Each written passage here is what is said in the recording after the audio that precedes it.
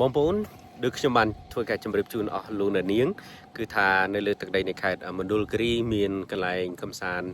เตชจิจารมุนนี้ยังบานทั่วการบังหารอมปีดำบลตักจูบูสระก็โดยที่โอพลาย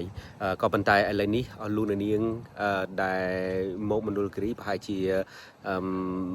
ปัจจัยมันอาจเจ้าอารมณ์หรือก็ใส่จากโคระบอลูนาเนียงรุมลงในดมอนิตีดมอนิกหายทาอันดงสนายได้เชียติดพิบมวยดอสระตรกาในที่นี้ประสันบายเชียรเดวภาษาคือพอใบตองใช้แต่มาดองให้มีชื่อเตชชิดอันตรายชิดរបស់យើងមកកំសាន្តច្រើនជាពិសេសអ្នកដែលចូលចិត្ត trip គឺគាត់មកទីនេះបាទមានឥឡូវនេះពេលដែលយើងមកដល់មានបងដែលគ្រាក្រុមម៉ូតូធំក៏គាត់មកកំសាន្តនៅទីនេះផងដែរពីព្រោះថាយើងនៅទីនេះយើងមើលទៅដូចជា360អញ្ចឹងបាទទិដ្ឋភាពពិតជាស្រស់ស្អាតមែនទែនតែម្ដងបាទនៅតំបន់នេះដូច្នេះបងប្អូនយើងជារួមទាំងអស់គ្នាត្រូវតែគ្រប់គ្រងហើយនឹងចូលរួមនៅក្នុងការផ្សព្វផ្សាយនៅតំបន់ទេសចរជាតិរបស់យើងដើម្បីធ្វើយ៉ាងណាឲ្យភ្ញៀវទេសចរអន្តរជាតិឬក៏ភ្ញៀវក្នុងស្រុករបស់យើងបងប្អូនជនរួមឈាមរបស់យើងឲ្យពួកគាត់បានស្គាល់នៅតំបន់រមណីយដ្ឋានធម្មជាតិល្អនៅបែកភូមិភាគឦសានជាពិសេសនៅពេលដែលពួកគាត់ធ្វើដំណើរមកដល់តំបន់មណ្ឌលគិរីកុំឲ្យគាត់គិតថាទៅមណ្ឌលគិរីទៅលេងតែនៅភ្នំបាយឆៅឬក៏ទៅប៊ូស្រាឬក៏ដល់ប៉ុណ្្នឹងក៏អត់ដឹងថាទៅទីណាទៀតអញ្ចឹងបងប្អូនមកផ្លូវយើងដាក់ដាំគឺបងប្អូននឹងបានមកទស្សនានៅទិដ្ឋភាពដ៏ល្អប្រពៃស្រស់ស្អាតមែនតែម្ដងនៅនឹងតំបន់នេះតំបន់រមណីយដ្ឋានអណ្ដូងស្នេហ៍យើងជិះមកគឺថាបើបងប្អូនជិះម៉ូតូគឺថារឹតតែស្អាតថែមទៀតបើយើងបើករថយន្តគឺថាកុំភ្លេចយកនៅទិដ្ឋភាពតាមរយៈកាមេរ៉ារថយន្តឬក៏ការថតដោយផ្ទាល់ដៃរបស់អស់លោកនាងដើម្បីធ្វើការបង្ហាញអំពីទិដ្ឋភាពដ៏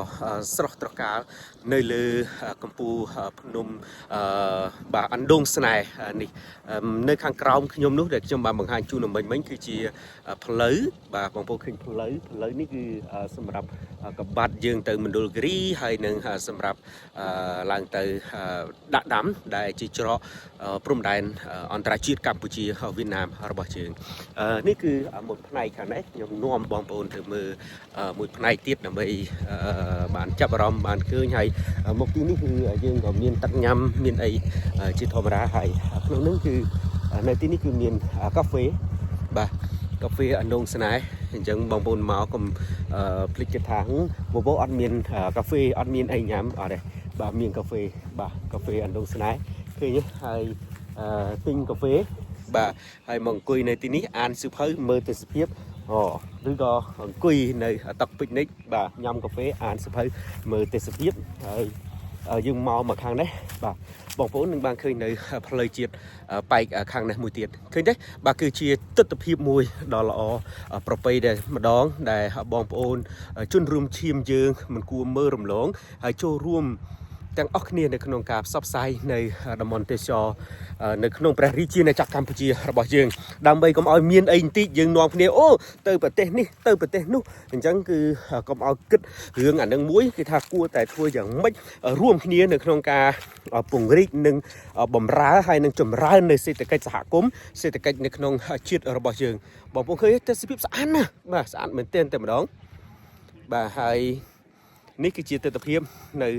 មកជាហៀងដែលកបាត់ពីខាងនោះមកខាងនេះបាទគឺស្អាតបាទមណ្ឌលគិរីហើយនៅក្នុងឱកាសពេលវេលាដែលខ្ញុំកំពុងតែ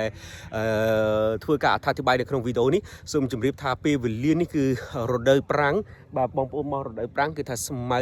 មើលទៅគឺថាដូចមាសអញ្ចឹងបាទហើយចំណែកបើខែវស្សាវិញគឺថាបៃតង